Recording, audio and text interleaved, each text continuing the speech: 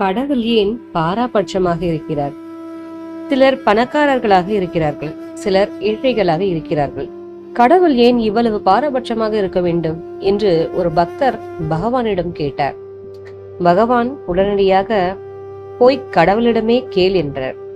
பக்தர், நான் எப்படி கடவுளை பார்க்க முடியும், நான் எப்படி அவரை சந்திக்க முடியும் என்று கேட்டார். பகவான் பதிலளித்தார், உன்னால் கடவுளை பார்க்க முடியாத போது அவருடைய படைப்பில் எப்படி குறை காண முடியும்? பார், பலவீனமான மனதுடையவர்கள் ஆத்ம ஞானத்திற்கு தகுதியற்றவர்கள். ஒரு அற்பமான கேள்விக்கு என்ன ஒரு அழகான பதில் பகவானிடமிருந்து! மகான்களின் வாக்கு என்றுமே பொய்யாவதில்லை. அருணாச்சல சிவ, அருணாச்சல சிவ.